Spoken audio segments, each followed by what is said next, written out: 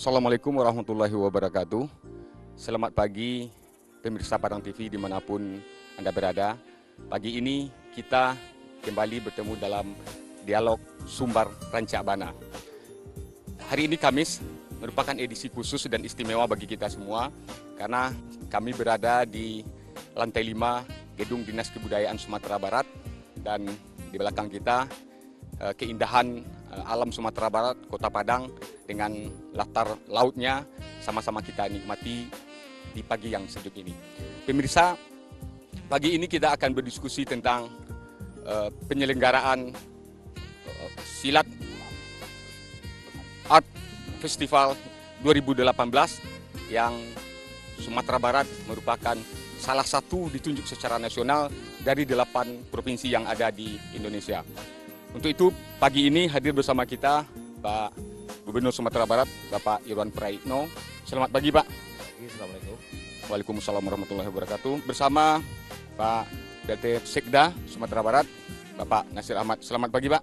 Selamat pagi, Assalamualaikum warahmatullahi wabarakatuh. Waalaikumsalam warahmatullahi wabarakatuh. Dan tak lupa hadir bersama kita Bu Kadis Kebudayaan Provinsi Sumatera Barat, Ibu Bema Laranti. Selamat pagi, Bu. Assalamualaikum warahmatullahi wabarakatuh. Pak Gubernur, ini masih suasana Hari Raya Idul Adha, Pak. Kemudian di suasana Hari Ulang Tahun Kemerdekaan Republik Indonesia yang ke-73. Merdeka, Pak? Merdeka. Alhamdulillah. Seperti yang kita jelaskan tadi, Pak, Sumatera Barat menjadi salah satu provinsi yang ditunjuk dalam festival bertaraf nasional ini. Dan ini bagi Sumatera Barat, apa artinya, Pak? Ini satu kebanggaan dan apresiasi kepada budaya kita di Sumatera Barat, khususnya Silek. Tadi mungkin kegiatan ini tidak hanya nasional sebetulnya, internasional karena ada beberapa negara yang ikut juga aktif terlibat dalam kegiatan Silek. Nah, kami melihat bahwa budaya yang Sumatera Barat yang banyak tersebar di mana-mana dan juga ini dari hari ke hari suatu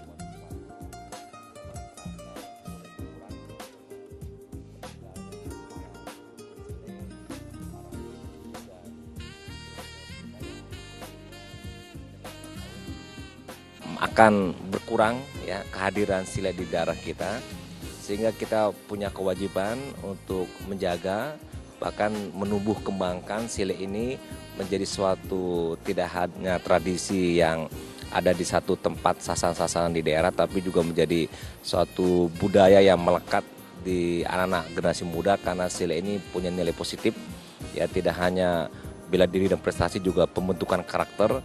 Nah, melalui Silat Art Festival ini maka harapan kita tadi bisa terpenuhi.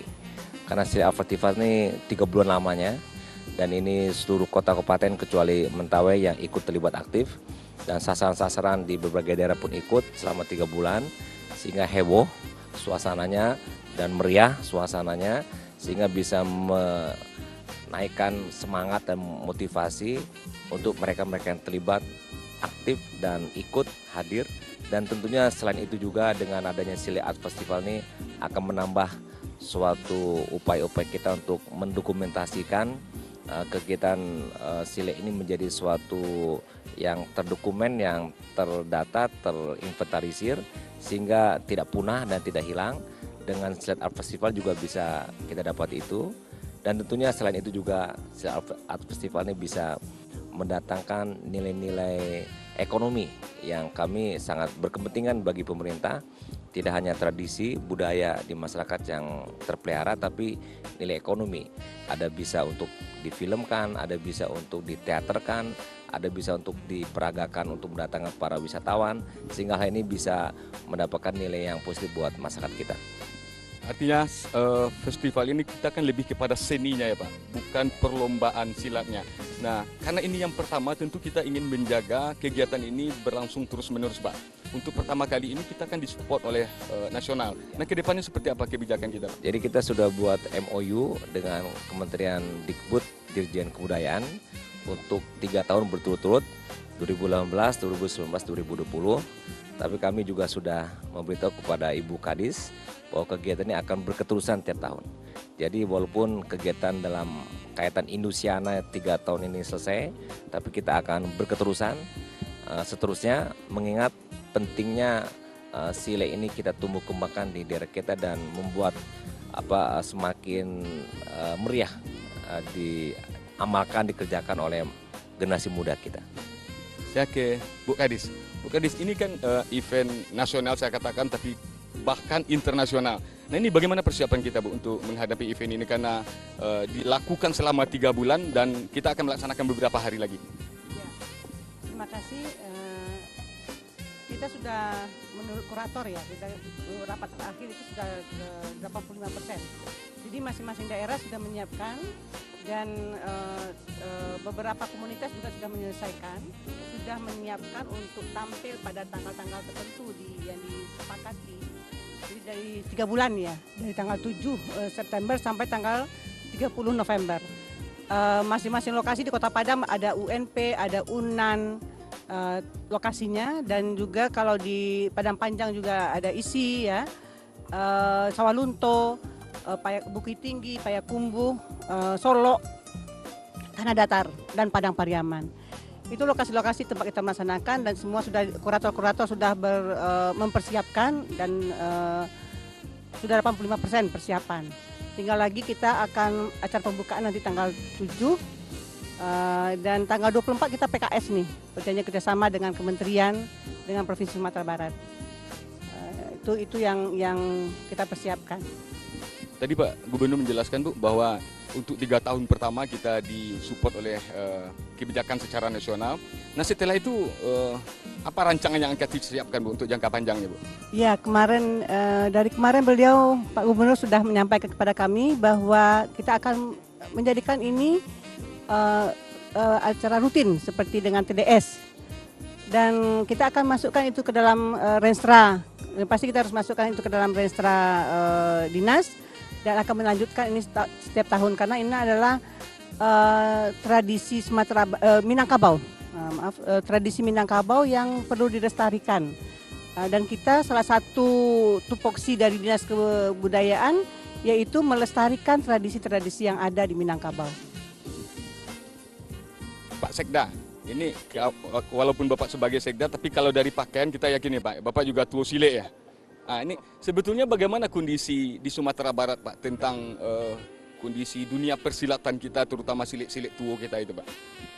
Ya, sebetulnya sekarang kita tua silik kita ini sudah semakin hari semakin berkurang. Ini karena memang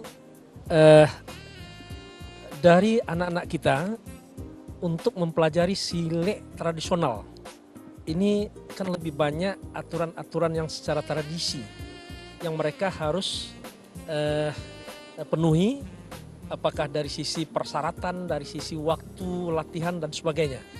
Tetapi sebetulnya ini harus kita bisa pahami ini untuk bisa tetap kita pertahankan. Para tua-tua silik kita ini harus bisa memberikan pelatihan, memberikan dan menurunkan ilmu-ilmunya kepada generasi muda yang lebih bersifat tradisional ini. Karena ada kecenderungan sekarang perguruan-perguruan silat itu anak-anak kita, generasi muda kita belajar silat lebih cenderung kepada yang prestasinya. Sehingga nanti dia bisa berkiprah, bisa bertanding, bisa juara, apakah itu di Porprov, apakah itu di PON, di SEA Games, Asian Games maupun kejuaraan dunia. Tetapi kita harus menyeimbangkan tua-tua silik kita dan pencap-pencap IPSI di kota kabupaten. Kita harapkan justru lebih memberikan perhatian dalam pengembangan silik tradisional. Karena melalui silik tradisional inilah sebetulnya kita bisa membentuk karakter para generasi muda yang didasarkan kepada ajaran agama Islam, didasarkan pada adat budaya yang memiliki sportivitas. Kemudian betul-betul bisa menghargai orang. Kemudian di samping itu juga memang silat untuk mempertahankan diri, untuk bela diri, dan membentuk karakter maupun sekarang bisa memiliki nilai jual ekonomis. Namun demikian kita berharap melalui SAF ini, karena ada programnya nanti adalah kita menampilkan tuo-tuo sile. Harapan kita satu kegiatan di Sile Art Festival ini, kita melakukan penelitian kemudian menggali potensi sile-sile melalui tuo-tuo sile. Aliran-aliran sile ini bisa kita himpun, kita bakukan dan kita bukukan, serta gerak-geraknya itu kita simpan itu. Nah, sehingga pada saatnya beliau tuo-tuo sile ini misalnya sudah tidak ada lagi, tetapi sile itu masih bisa kita wariskan, kita bisa pelajari. Apakah itu sile Kumangu, sile Tuo, sile Lintau, Pangian, sile Paua, dan aliran-aliran sile yang lain. Nah, ini merupakan kesempatan bagi kita di Sumatera Barat bagaimana kita bisa kembali menggali, menghimpun, mengangkat dan melestarikan kepada generasi muda. Karena setiap orang yang belajar silat, seorang pesilat pasti dia dekat dengan ajaran Islam. Pasti dia adalah orang yang sportif. Pasti dia adalah orang yang punya tanggung jawab dan rasa persaudaraan, perguruan dan sebagainya. Nah, nilai-nilai inilah yang sebetulnya sangat diperlukan untuk pembinaan generasi muda kita ke depan. Respon dari para tuo sile sendiri bagaimana, Pak? Positif atau ini acaranya seremoni aja, atau seperti apa responnya di lapangan, Pak? Nah, ini kita yakin ini sangat positif respon daripada tuo-tuo sile, mengingat tidak banyak event-event atau panggung yang kita sediakan untuk mereka bisa memperlihatkan, bisa menampilkan anak-anak sasian dia, anak-anak didik dia, maupun tuo-tuo sile itu sendiri yang menampilkan gerakan. Nah, kita bisa lihat nanti itu ada salah satu event yang nanti akan menampilkan tuo-tuo sile kita. Nah, mereka memperlihatkan gerak itu bukan kecepatan kelincahan dia bersilat, tetapi adalah bagaimana filosofi silat, bagaimana makrifat silat yang dia perlihatkan. Hanya dengan gerakan mata saja dia sudah melihat kelemahan lawan itu di mana titik lemah yang kalau dia bergerak itu adalah tempat kosong yang bisa masuk melalui tendangan kah atau melalui pukulan. Jadi begitu kearifan dan makrifat silat yang kita perlihatkan nanti dalam penampilan melalui tuo-tuo sile kita ini.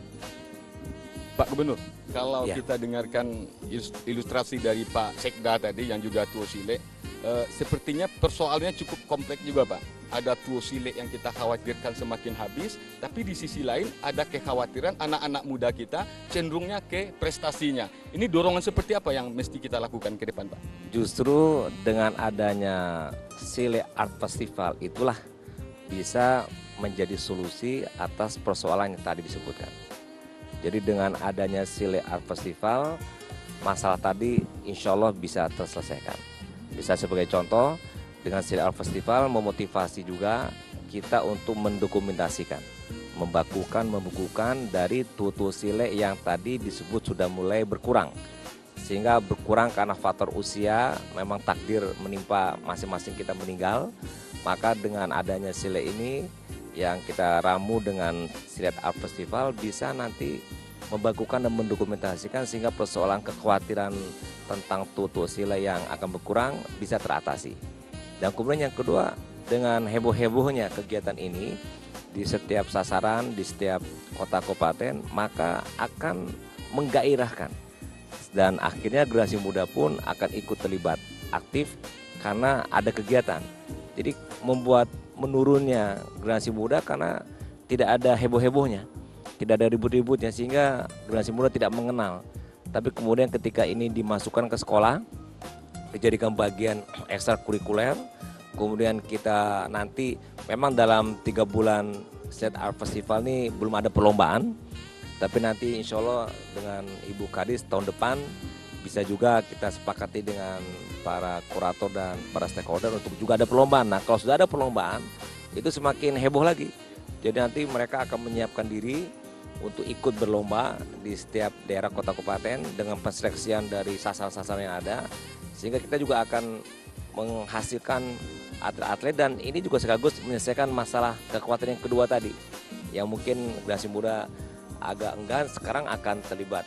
Baik tidak hanya prestasi, tentu juga kalau tradisi kita arahkan nanti dengan berbagai kegiatan teater, panggung, ya, penampilan dan sebagainya juga bisa menggairahkan. Saya rasa kita mulai dulu dengan yang ada ini. Insya Allah kekhawatiran ini bisa teratasi satu persatu.